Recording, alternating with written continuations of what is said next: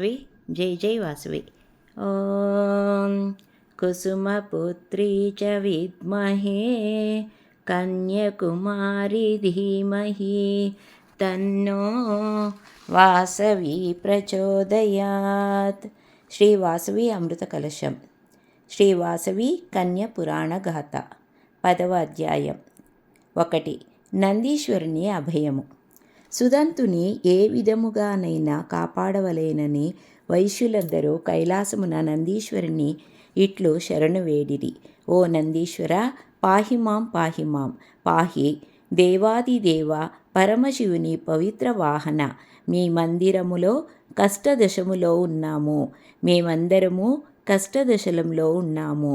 మా మీద దయచూపి చావు బతుకుల మధ్య అల్లాడు మా సుదంతుని మీరే కాపాడవలేనని స్వామి అని పాదములు పట్టుకొని ప్రార్థించిరి. అంత నందీశ్వరుడు తన జ్ఞానశక్తి చేత సర్వము తెలుసుకొనెను. వైశ్యులారా, మీ మీద వాత్సల్యముతో ఒక పరమ రహస్యమును చెప్పుచున్నాను, వినుడు. పరమేశ్వరుడు చిత్రకంఠుని భక్తి సేవలకు మెచ్చి అతనికి మహామాయ అను శక్తిని ప్రసాదించెను. చిత్రకంఠుడు ఆ మాయాశక్తిని మీ అల్లుని యందు ప్రవేశపెట్టినాడు. మీరేమీ దిగులు చెందకుడు. ఆ మాయ కేవలము 7 దినములలో నిర్వీర్యం మగును. తరువాత సుదంతుని ఏమియూ చేయజాలదు. కావున మీ అల్లుని మీరు కంటికి రెప్పలాగా పాడవలేను. వాని మాయను భేదించు విధానమును మీకు తెలుపదను. తక్షణము సుదంతుని కీర్తిని కైలాసమున పారిజాత వృక్షములతో గల పంచకల్ప వృక్షముల వద్దకు భద్రముగా చేర్చెడు. శుభములు కలుగును. మీకు నేనండగా నిలిచెదను. భయము విడి ముందు ఈ కార్యమును చేయుడు. మరొక విషయము, ఇంకా మీరందరూ కొలది కాలం మాత్రమే కైలాసమునందు ఉండగలరు. చిత్రకంఠుని శాపము వల్ల భూలోకమునకు చేరుదురు.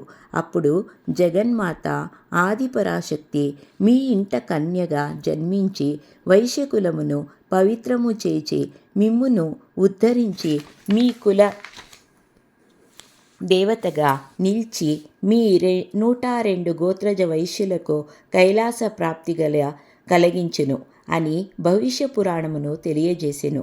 నందీశ్వర, మీ పలుకులు మాకు ఆనందదాయకములు, అమృత తుల్యములు. మీ అనతి శతదా సర్వదా మా శిరోధార్యములు అని వైశ్యులు నందీశ్వరునికి మొక్కులిడి కెరగిరి.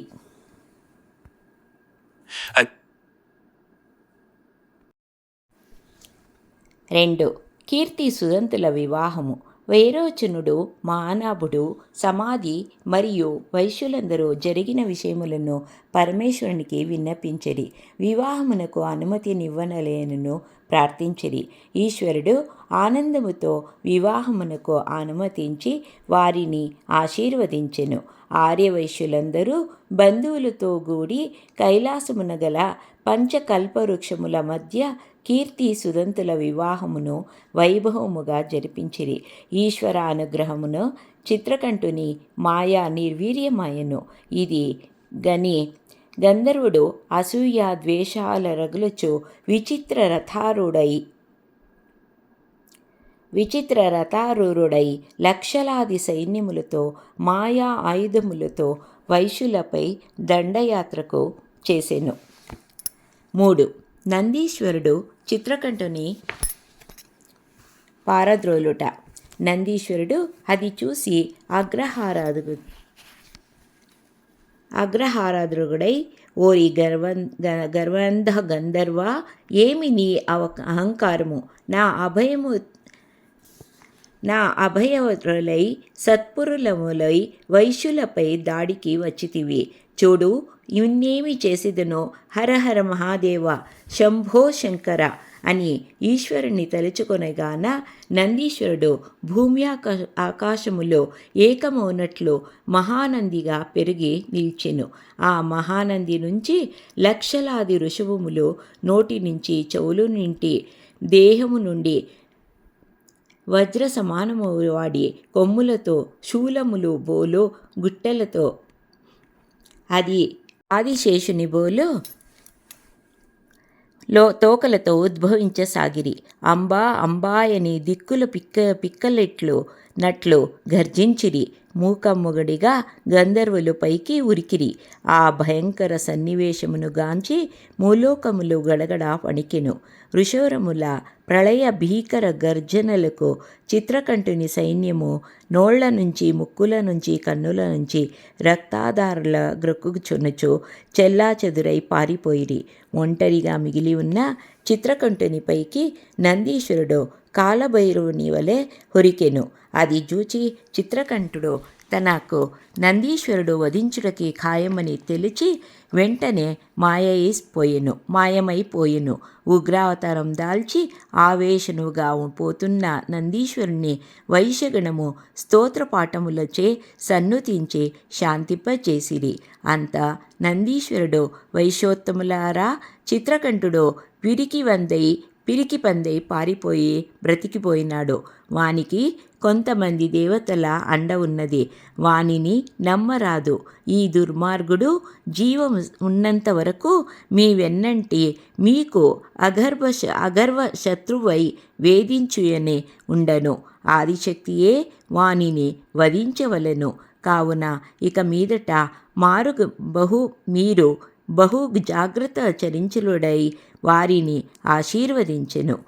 4. ఆదిపరాశక్తి వైశ్యులకు రక్షించుట. వైశ్యులు కీర్తి సుదంతుతో వివాహానంతరము 3వ రోజున మందాకిని నది యందు పవిత్ర స్థానములు ఆచరించుచుండిరి. అది చూచి చిత్రకంఠుడు ఇదే సమయమని మరలా తన మాయను వైశ్యులపై ప్రయోగించెను.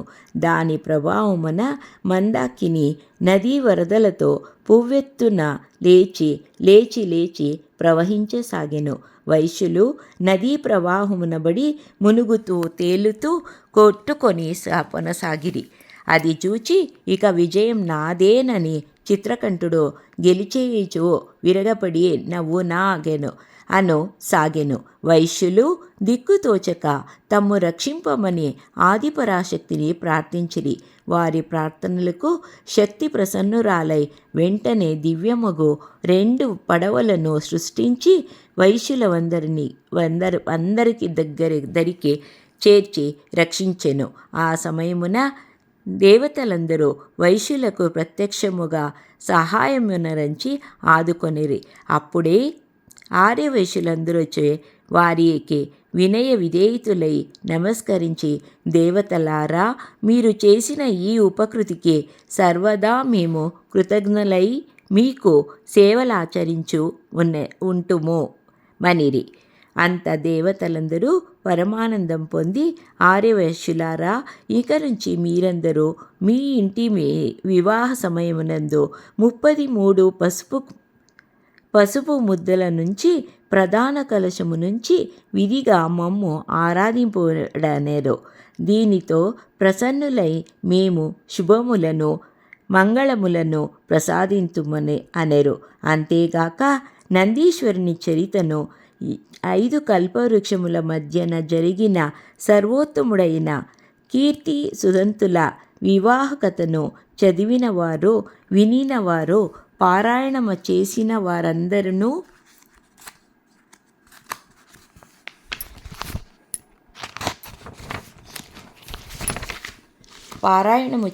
వారందరూ ఆదిపరాశక్తి చల్లని చూపుల కష్టగ్రహ ఈతి బాధల నుండి విముక్తులై ఈశ్వరానుగ్రహ పాత్రులై సర్వ సౌఖ్యములు అనుభవింతురుగాక. ఓం తత్సత్. 10వ అధ్యాయం సంపూర్ణం. జై వాసవి. జై జై వాసవి.